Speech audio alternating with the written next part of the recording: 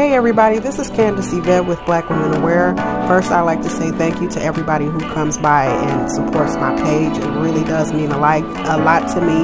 If you all can please press the like or dislike button and subscribe, comment, or even email me if you have any suggestions, questions, or concerns. My email is always going to be in the description box. Again, thank you for visiting my channel. Hey guys, it's Keeshae with Blackwomenaware. So I had to jump in real quick and give this message. First, I'd like to say thank you. Thank you for visiting my page. Thank you for showing support and being concerned about the injustices that Black women and children face every day in the United States. I really do appreciate your support. You don't know how much that means to me, especially because I myself am a Black woman. I'd also like to put this quick disclaimer out there. Do not come to my page victim shaming or blaming. You will be immediately blocked for that. I do not tolerate it. There is no need for it. And I'm pretty sure you knew what you were saying in the comment before you posted it. So be respectful. Many of the victims, their families come back and they visit this page. I am their advocate. This is their safe space. No disrespect will be tolerated. You all have a good day. I'm going to let you go back into the commentary. Every 5.5 hours in the United States of America, a Black woman or child is murdered. Stop killing Black women. Stop killing Black children. Wait, hold up. Now, before we get started in today's topic, I wanted to share one last but important and exciting thing with y'all. So I have been communicating with the ladies over at Black Femicide US, and this year's 2022 Black Women's March is going to be held in August. It's going to be held precisely August 27th, 2022. That's a Saturday, y'all, from 9 a.m. to 1 p.m. We're going to be marching around the city. Yes, you heard me correctly. I said we're, because Keeshae is going to be in attendance, and I am honored to be there. I feel privileged to be there. There's going to be raffles. There's going to be food. There's going to be guest speakers. So if you can, please come out and join us. If you can't join us physically, support us virtually. Share and like this video. Share it with all your friends, or if you can't share the video, go over to Black Femicide's Instagram or their Facebook page, find this flyer and share it. I'm going to read their statement before I go into today's topic. It's one that, even though they wrote, I agree with it as well. So it says, we're going to be marching for the liberation of Black women and girls. We march to bring awareness to the issues that Black women and girls face uniquely and disproportionately. We march to honor Black women and girls and to discuss our plan of action on our future in this country that directly ties to our liberation. Beautiful statement. So I hope you guys can come out and join us. Again, the date is August 27th of 2022. The place is Washington, D.C. We're going to be meeting at the Washington Monument, okay? Washington Monument. So if you can be there, be there. If you need more information, just email me or send Black Femicide US a DM. All right, now it's time to go into our topic. Kishay she's my baby. Keeshae is the youngest of both my children. She's very loving, caring, very loyal, spoiled rotten to the core. Keeshae went missing September the 26th of 2016. Just like any other time, she decided to go with some friends and said she'll be home the next day. The next day came and I hadn't heard from her, seen Keeshae since.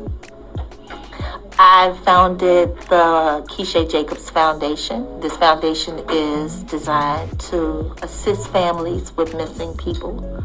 It doesn't matter, children, adults. I answer questions. I talk to at-risk youth, anything that would help prevent somebody from getting put in a predicament that would cause them to go missing. So on April 23rd, I will be having the 5th annual Missing Persons Day. This is an event designed to bring awareness and to educate. So it'll be plenty of food. Everything out there is free. I think it's going to be some vendors, but everything's free. Food, activities for the kids, you know. The chef department will be out there doing fingerprinting. I have IDs for the children. This is an event for the whole family because this is a... Hey, what's up, everybody? This is Candace Yvette, and I am back with another video. This one coming to us out of the Richmond, Virginia area. Now, if you guys have been following my channel, you know that I've spoken on this young lady before, and I actually have an interview set up with her mother. If everything goes right later on in the week, I will be speaking with the mother of Keeshae Jacobs. Quick disclaimer, you guys, please excuse me. Like, y'all know I stutter a lot, and I stutter mainly because I'm an introvert and I'm not used to, like, even though my channel is small to you guys, I thank God, you know, for the new subs and everything, but to me it's kind of big because I'm an introvert and I'm not used to having so much attention on me. Even though in you guys' eyes, Blackwomenaware is a small channel, in my eyes is big because I really don't deal with big audiences like that. You know, I maybe need to get some tips or pointers on somebody who's taking like public speaking, you know. So if you hear me stutter a lot, that's because of my nerves and my anxiety, because I am an introvert, right? But also, I have been talking all day long. I have been covering other cases. I have been investigating. I have been researching literally from the minute I got up this morning to like it's almost 10 o'clock where I am right now to this point now. I was supposed to take my daughter to the aquarium today. We did not go to the aquarium because I was working on cases. I was supposed to do a marathon run today for cancer awareness. I just chucked it up as, you know what, I'm not going to make it because technically I don't feel good. I'm still getting over my little sinus cold, and my voice is, you know, if I don't rest it, it's going to go out again like it did last month, and I cannot have that happen because I have too much going on. Okay. But yeah, like I have been just working, you know, all day long on these cases. Okay. So let's get right into this with no further ado. So this article says that Keeshae Jacobs on September 26 of 2016, 21-year-old Keeshae Jacobs left her home around 11 p.m. and texted her mother to let her know that she was staying at a friend's house and would be home the next day. Keeshae was never seen or heard from again. Months after Keeshae's disappearance, her older brother was shot and killed at a motel in Richmond, Virginia. His murder had no connection to Keeshae's disappearance. Quick pause. Shout out to the mother of Keeshae. And I send my well wishes, my condolences, and my love. I could not imagine as a mother going through this, having one child lost due to gun violence, and then 4 months later, and I'm not sure in exactly, okay, so it says months after Keeshae. So Keeshae disappeared first, and then the son was unalived. So that has to be hard. That has to be difficult, and I don't know how she endured all of that. You know, it must have been by God's grace, because, you know, Keeshae's mom does it. She's not only like still committed to bringing her daughter home, but she also supports other missing cases. She does what I do, you know. So she doesn't do it through a YouTube channel, I don't believe. I'm neither going to confirm or deny that at this time, but she definitely is an advocate for missing persons. You know, I can tell you guys that. That's one thing that I did learn about Keeshae's mom. So that is an amazing, incredible woman. So shout out to her. So let's keep going. So Tony Jacobs, that's Keeshae's mother. She lost both of her children within a span of 4 months, and she continues to fight every day to find her daughter. Anyone with information regarding the disappearance of Keeshae Jacobs, I don't know why I keep wanting to say Jenkins. Now, her last name is Jacobs, guys. That's my tongue slipping again. Her name is Keeshae Jacobs. Okay, so anybody with any information about her disappearance, you are encouraged to call Major Crimes Unit Detective William Thompson at area code 804-646-3925. That number again is 804-646-3925. Or you can call Richmond, Virginia's Crime Stoppers Division. That number is area code 804-780-1000, 804-780-1000. Okay, so hopefully once I speak with the mother of Keeshae Jacobs, we can learn more about this case and further push it to the limelight again. Like, I don't even remember back in 2016, and she went missing around September. I would have definitely, remember, I really didn't have a lot going on in my life around that time. Like, I had just graduated college, but other than that, I really didn't have anything going on. And I don't ever remember hearing about Keeshae. And you guys are probably thinking like, yeah, that was a long time ago, but I was just talking about the Natalie Holloway case in another video of mine, but I still remember Natalie Holloway. And I'm bringing this stuff up to you guys for a reason.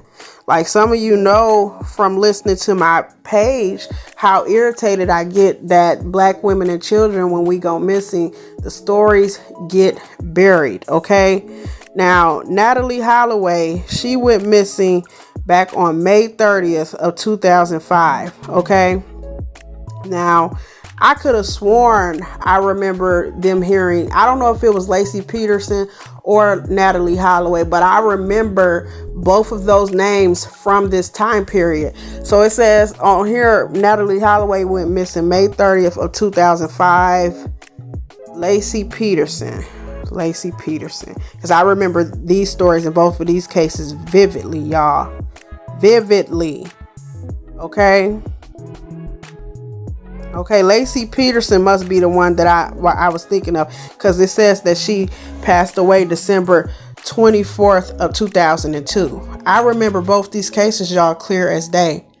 But when you think of 2016, now Holloway was 2005. That was 2005. That was what? Let me see. Almost 20 years ago. Okay. Almost 20 years ago. Okay. That was about 17 years ago, 16, 17 years ago that Holloway went missing. Okay. But I can remember vividly. I remember her family talking to CNN. I remember all that shit, y'all. Okay. Keeshae she's only been missing since September of 2016, and I don't remember a damn thing about Keeshae. I don't remember ever hearing about Keeshae. Matter of fact, the first time I heard about Keeshae is when I came across her ad on one of the missing pages that I follow on one of my other social media platforms. That was the first time I heard about Keeshae, was sometime this week. And something has to be done about this. We can't keep saying what has to be done. We have to get up and do the footwork, y'all. We have to be our own. We have to save ourselves. We have to. Don't nobody else care. And I keep stressing that, and I'm going to always stress it, because I need to bring you guys into the awareness of what's really going on. I need for you guys to stop saying, oh, well, that's not me. That's not my family. And, listening to my channel, and then you just move on. No, share the story, y'all. Share it, because if it was you, if it was your family member, if it was your child, look at your child as you listening to me talking about this, or just think of your child. Do you want, obviously you don't want them to come up missing, but if they did, God forbid, would you want for somebody to share that child's picture, share their story, get out there and look, get out there and do something about it, speak up? You will want that. You will want that. You know what I'm saying? It's not going to cost you nothing to like this video and share it. It's not going to cost you anything to share anything, something and I'm pretty sure that you can call their Crime Stoppers division and remain anonymous. Okay. So that's all that I have for now. I am going to move on to the next case.